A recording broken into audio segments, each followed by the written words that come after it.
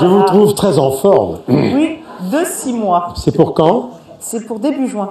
Très bien. C'est pour la journée mondiale de l'environnement. C'est le 4e? Déjà, oui. Mais après, j'arrête. Hein. Ah oui, j'arrête. Non, c'est fini. Le quota, c'est 4. 4 parce que 4 grands amours et un enfant par amour. Ah! Bon, c'est vrai que on pose en général rarement la question aux hommes, plus aux femmes. Sur Internet, ça. Oui. Vous étiez combien dans la famille Fontan? On était 3. 3 sur le bateau, je me souviens. 3 sur le bateau, c'est vrai que les miens, j'essaye de les emmener aussi en mer, découvrir un peu l'océan, mais surtout d'essayer d'être bien dans leur peau, d'essayer tous de bien s'entendre. Voilà, c'est essayer dans ce livre de jongler entre les équilibres, les difficultés du quotidien. C'est pas toujours facile d'être une femme 40 ans aujourd'hui. Alors, je l'ai dit, on vous connaît depuis longtemps, vous venez souvent nous voir.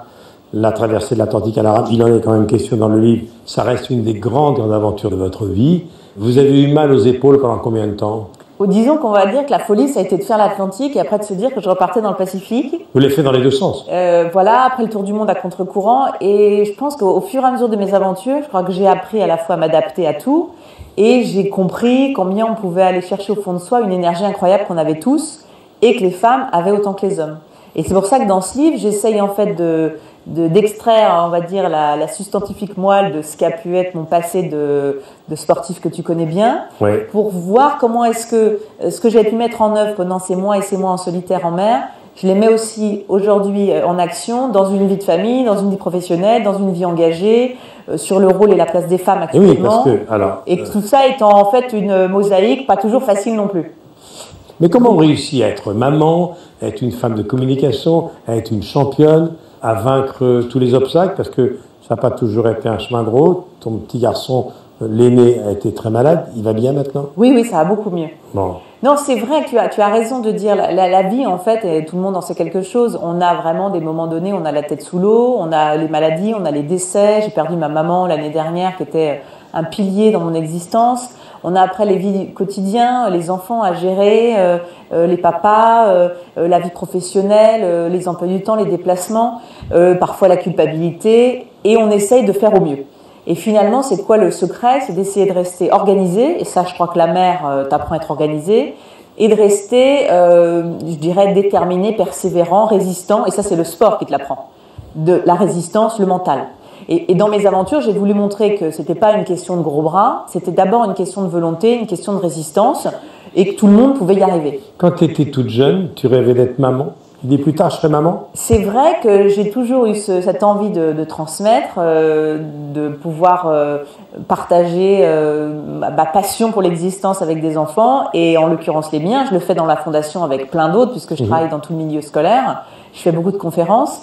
Mais là, ce livre, il essaye de redonner de la pêche aux femmes. Beaucoup de femmes m'avaient écrit après mes aventures pour me dire « Mais comment vous faites? Vous me donnez incroyablement de force pour réaliser mes propres défis. Comment vous y arrivez? Visiblement, rien ne vous touche. » Et j'ai envie de raconter là-dedans, mais pensez pas. J'ai été comme tout le monde et on en a souvent parlé. Il y a des moments donnés, tu te sens complètement anéanti, tu sais pas comment rebondir. Non, mais il y a une chose que je ne savais pas, je pensais tout savoir sur toi. C'est en 2006, 3 jours avant de ton départ pour le Tour du monde en solitaire à la rame, tu te fais opérer? Oui, j'ai eu un problème de santé personnelle, moi aussi, d'un cancer, d'une petite opération que j'ai dû avoir et que finalement ça s'est bien passé. Et tu t'en vas 3 jours après l'opération? Parce que j'avais pas le choix. Parce que le départ était prêt, parce que les sponsors étaient là, parce que tout le monde m'attendait au tournant. J'ai préféré ne rien dire et partir quand même.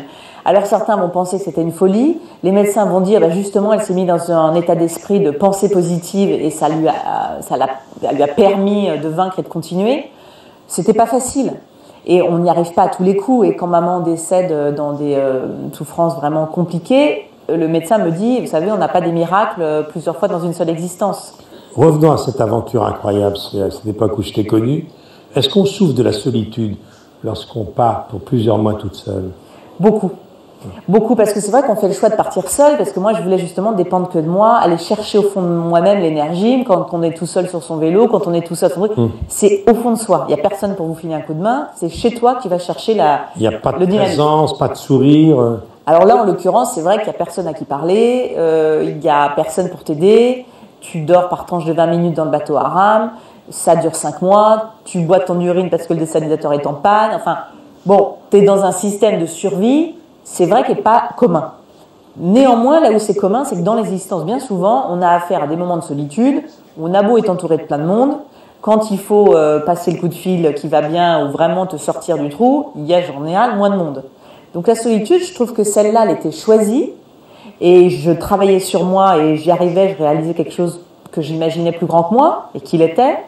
Dans le quotidien, on est parfois un peu oublié dans ses galères, et personne n'est là pour vous filer un coup de main. Mais quand même, on reste féminine parce que tu écris « J'avais des crèmes anti-rides, un masque et une épilation de temps en temps. » Oui, je t'avoue que c'est très féminin. Mais on peut ramer pendant des mois, puis tiens, je vais m'épiler. J'avoue dans ce livre un peu ce qui faisait de moi ma personne et ce qui m'a permis de continuer. Parce que finalement, le secret, il n'est pas, encore une fois, dans les gros bras. Non. Il est dans plein de détails. Et moi, le fait de rester femme et d'avoir la pêche en tant que femme et de me dire, je vais leur montrer que c'était possible, tous ceux qui croyaient pas en moi, tous ceux qui pariaient dans les bars que j'y arriverai jamais, à ceux-là, je vais leur dire, on peut y arriver. Et aujourd'hui encore. Des remarques assez sexistes, du style, cette nana doit en avoir. Voilà. La vérité, c'est qu'on est ramené sans arrêt au côté masculin. Exact. Donc moi, en caricature un peu, je ramène dans le côté féminin un peu à l'extrême, avec beaucoup de douceur. Mais aujourd'hui, il y a encore un combat féministe à mener. Absolument. Et dans ce livre, c'est ce que j'essaye de dire. Il y a le rôle et la place des femmes. Enfin, il y a encore beaucoup de chemin. L'égalité de salaire. Moi, je me suis battue pour que mes enfants, ils portent aussi mon nom, le nom du papa et le nom de la maman. Ça paraît dingue, alors que ça peut... Pour moi, c'est considéré comme être totalement normal. Il y a encore un gros travail pour que les femmes soient... accepter tel quel. Tu fais partie de celles qui disent qu'il faut réarmer les femmes contre le sexisme des hommes, mais il y a encore du boulot. Il y a encore beaucoup de travail, oui, vraiment. Alors, il y a la diététique du corps, tu en parles beaucoup dans ton livre. Qu'est-ce que c'est que le Camus? Eh ben, c'est une vitamine C. C'est un fruit tropical? C'est un fruit tropical, une petite graine qu'on en fait de la poudre. Et c'est vrai que c'est dans toutes ces... médecine, bien-être, enfin, moi j'essaye mais toi tu fais très attention aussi, de boire le jus de citron le matin à jeun avec un peu d'eau chaude, de pas prendre son petit déjeuner. Non mais ça je connaissais pas, où je peux avoir ça? Et le Camus, faut l'acheter bio, tu t'en prends une petite cuillère tous les matins et tu es sûr de jamais être malade. Ça te donne c'est le plus grand antioxydant. Et où je peux demander du Camus à la pharmacie, non? Et je t'en apporterai, je vais t'en envoyer personnellement. Très bien. Camus Camus spécial Michel, oui, absolument. Maud Fontenoy, vivre vraiment. C'est first.